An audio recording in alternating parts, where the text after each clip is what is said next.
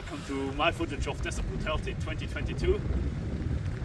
Today I'll be shooting the Trooper match, meaning Trooper Armored+P. So what that is basically regular Armored+P, except everything I want to use throughout the entire match, meaning ammo, food, water, spare parts, whatever I need to carry throughout every stage. We are early in the morning, now roughly 6 o'clock, and we'll be heading out. The first thing we do is a little march, roughly 1 mile, back and forth, or 1 mile in total, and then we start with the first stage. See you there. Ah, shit.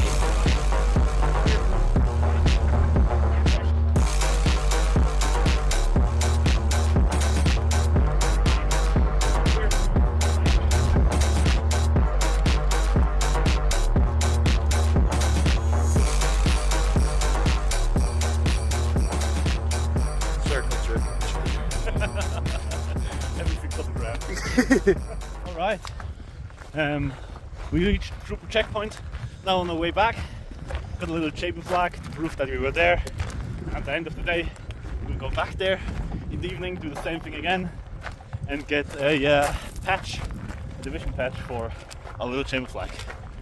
Alright. Now after a hike, before we shoot our first stage, we just make a quick gear run through. We shoot it today as a rifle, as mentioned before. So what we're still do 2020, EOTech magnifier, Farms 1 suppressor, mag pull bipod, and a FN509 with acro aimpoint sight and a surefire weapon light. Then for ammo, since I'm Trooper Armored+P, I need to carry all my ammo, all my water, all my food throughout the entire match. So for water, I have in my back panel 3 liters of water. That will be more than enough for the day. Then 8 mags for the rifle, and a bunch of pistol mags that I have just strewn all over, because usually in my battle kit I don't run pistols all that often, so I have to improvise with all kinds of pouches and stuff. Like here, this mag pouch just has 4 pistol pouches, pistol mags in there now. So let's get ready for stage 1. Alright, the first stage of the day, Barrels of Fun. We will start at 1 of 4 barrels. You have 2 steel plates at the end of the bay, 1 hitch on each of the plates, and then you can move to the next barrel.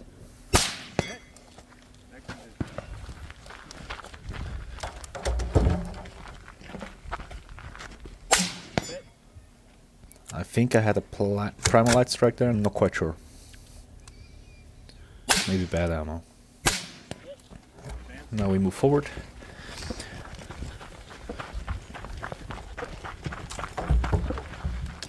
And again, 1 hit on each of the plates.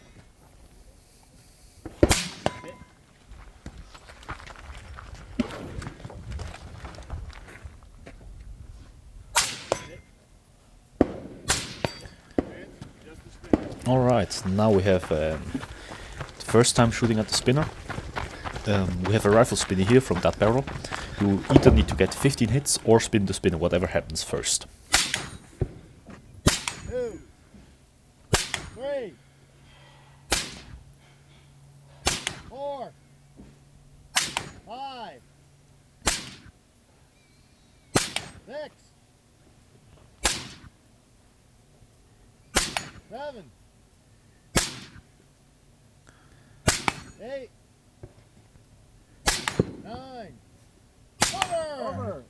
Now we clear the rifle. Clear, swing it, advance.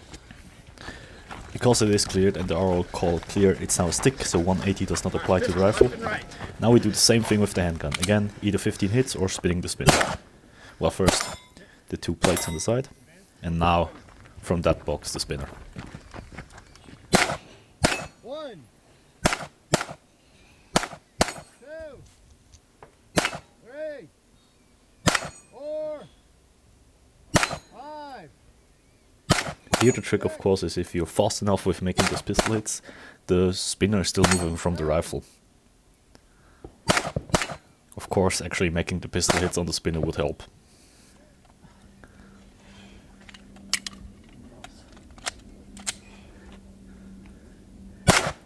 Eight, 9, 10.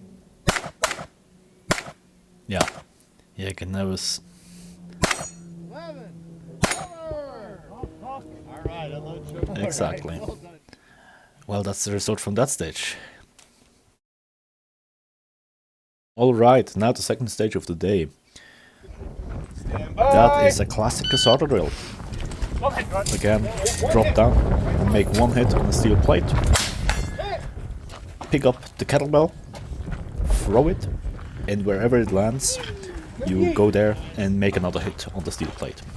Now, in this Casada drill, they said you had to go prone, so that's what we did. Technically, the range probably would have been doable with that rifle with a 3x magnifier to do it from the standing position, especially with that light of a gun. But well, yeah, we had to go prone, so that's what I did. You probably will notice at some point I had to take some time to actually get on target. That's mostly because I didn't quite extend the bipod legs far enough. And yeah, and at that point I didn't want to like fumble around with the bipods, so I just went, well, fuck it, just push through that one now. Nice roll.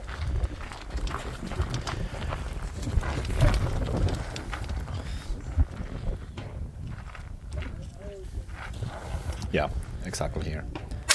It was a bit too low, so I had to like had a little bit of trouble getting into the right position. Good yeet, good yeet.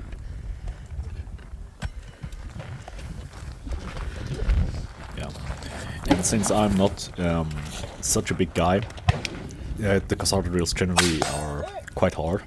I like to do them. They're a lot of fun, but they're still quite demanding physically.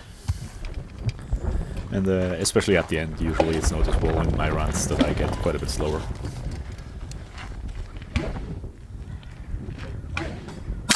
Hit! Almost there. One more line to get to. No. Just not far enough.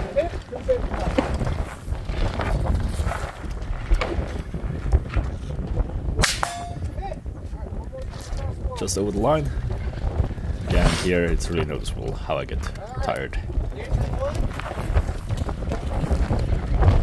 And one final hit. Yeah, that's it. Well, and those are the results of the Casada drill for that year. Alright, now for the next stage. Stand by! This is a similar stage as to one we had in Desert Brutality 2021. You start with the rifle, make a hit on the plate, and lift the kettlebell over the barricade, and then make a hit with the pistol. Once you've done that, you pick the kettlebell back over the barricade and repeat. You do the whole thing until you have in total 8 hits with the rifle and 8 hits with the pistol. Yeah, so basically the same, similar thing as last year. But I have to say, this year it has been a whole lot easier, mainly because the targets are just much closer in. So yeah, and yeah.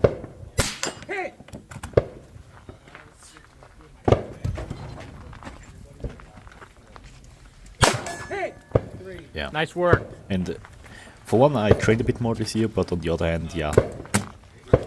Well, just saying that. I do own an AR, but still I don't have nearly as much time on ARs as I have on other rifles that I own. So yeah, under the clock, those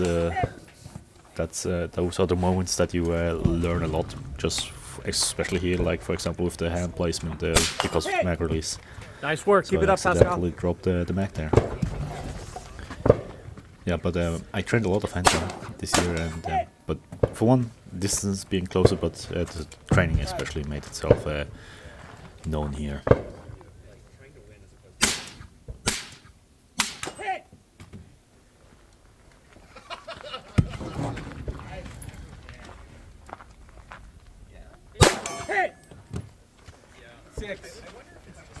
Yeah, so 2 more iterations, then we're done. Yeah, usually at Brutality matches the par times are 180. This year at Desert Brutality they increased that to 240. seconds, so in total 60 seconds more than usual. And that's definitely have been noticeable for my runs. So yeah, you got a lot of time Nice work. comparatively to other Brutality matches. Alright, and those are the results of that stage.